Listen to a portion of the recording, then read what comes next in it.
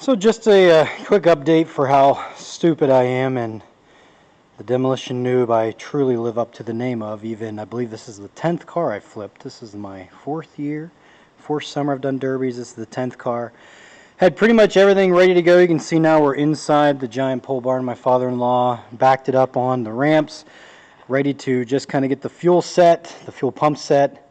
And that's when I screwed it up. Long story short, I had the lines backwards on my fuel pump when I re-hooked them back up to my derby tank to the car, and I flooded the motor. How bad did I flood the motor, you might ask? Well, I've actually soaked up a lot of the fuel that was sitting here in the throttle body. You can see there is still fuel sitting in there, and I'm no wizard, but I don't think that's right. I've got a throttle sensor going off. The motor will turn over. I've hooked it back up to the stock tank, which is sitting partly on the ground as I dropped it so I could unhook the plugs. I've now rehooked them back up because I screwed up, as I said, with the derby tank. I was going to reuse the derby tank fuel cell I had in the car. Well, again, lesson learned here. I would say this makes sense. Talking with a buddy after the fact, hindsight's 2020. This is a fuel cell off of what would have been a 6-cylinder Pontiac Grand Am that I ran last year. Has both a main fuel line as well as the oxygen or whatever that line is. Just seems like an overflow or excess. And whenever I hooked them up, as this one has a main fuel line there in the pump, and then on the tank over here it's that excess like oxygen line, I put them backwards. So I was literally pumping fuel out of the fuel cell into the motor in the line that's like the oxygen line that I don't even think fuel goes through. I mean, I'm not sure again with this stuff. So why am I an idiot? Because I've got the switch, this running off the switch. So just put it on your terminal, turn on the switch, and just put a cup at the end of both lines. Turn it on with power to it. It'll pump. I mean, it's a pressurized line, the fuel coming out of there, but it's not coming out of there so bad. Turn it on, make sure which line is which, turn it off. Boom, there you are. That's all I had to do, and I wouldn't have screwed it up, but I did, and I created a monster of a mess I'm still trying to fix. So long story short, I'm not even sure, talking to my buddy, this car has, I believe it's a 2.4 liter motor in this Chrysler Sebring. This again was out of 6-cylinder Pontiac Grand Am, which, talking with him, is like, every fuel cell's different. So running the stock fuel tanks like I do in my derby tank should probably stick to, if it's the same size motor, like 6-cylinder, that'd probably be okay. But even same make, like, Chrysler to Chrysler, probably smart too. But regardless, I had the lines backwards, so I literally flooded the motor. So what did I do to try to fix it? Well, one, drained all the oil out of the oil pan, the filter as well. You can see there's my new filter. It's a nice shiny blue. Put it back, fresh oil.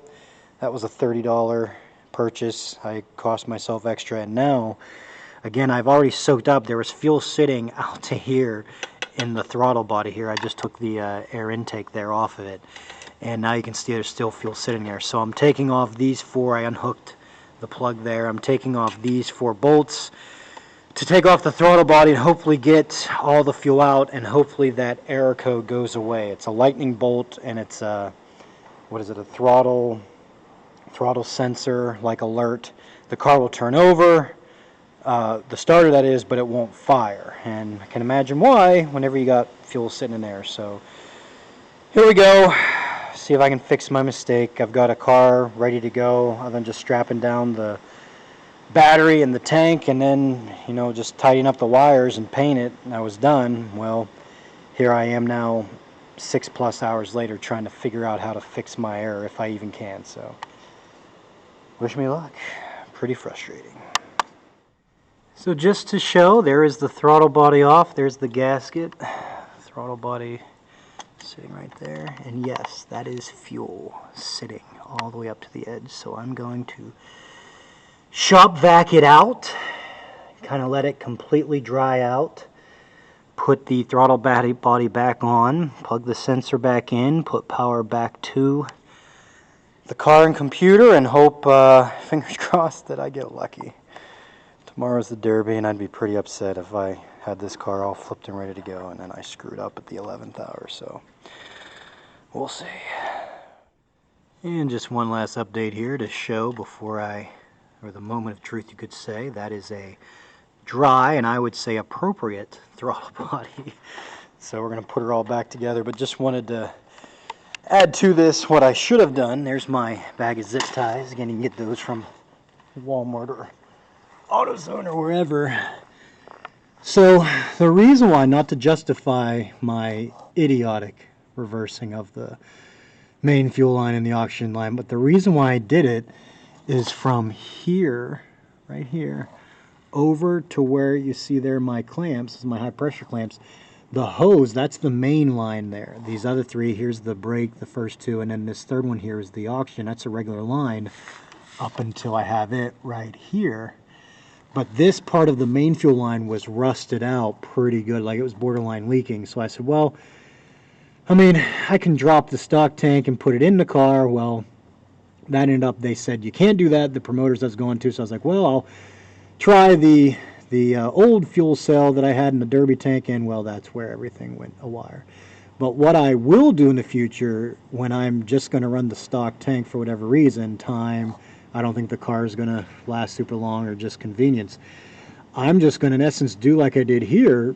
If the line is bad here under the car, I'm just going to cut it with my hacksaw and then just take my high pressure fuel line as well as my high pressure clamps and just put the line in there replacing it. The tank can be stock, everything's stock there. I mean, you're running off the fuse box, so you could blow a fuse, but I've run 3 cars stock like that off the tank and never had an issue. I mean, you know, a lot of things can go wrong when you're smashing up. So that's what I should have done. You can see here what I am doing. Let me get the camera turned right side up. I'm under the car here. Got I use the ramps, and again, you know, always put the safety, if you will, net underneath there in case something were to slip. So you can see here I got zip ties keeping them tight.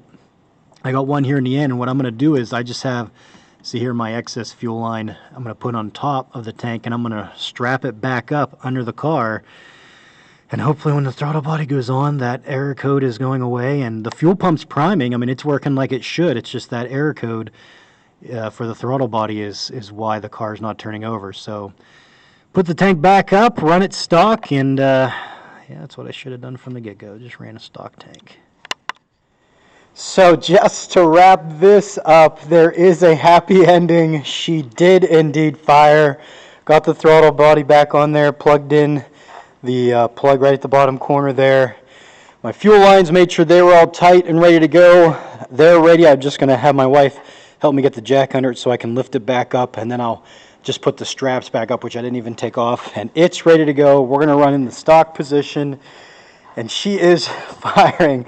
I made like 6 or 7 hours of wasted time and stress, and I couldn't figure out how to get rid of the sensor after I figured out I flooded the motor and I drained all that, but we did it. So another lesson learned, truly living up to the Demolition Noob names. So we're going to put the air intake there, the part I leave on, back on, and then we're going to clean up some wiring, get a first layer of paint on it, and mount that battery in there. Just to show real quick, we are going to have a lot of space in here now.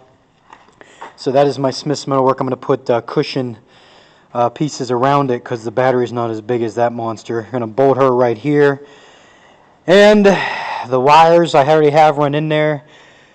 And we're ready to go. Just tidy up the wires and give her a good paint job. So a happy ending. Oh, I'm an idiot, but she's back to running as good as it was before, at least. So we'll see what we got.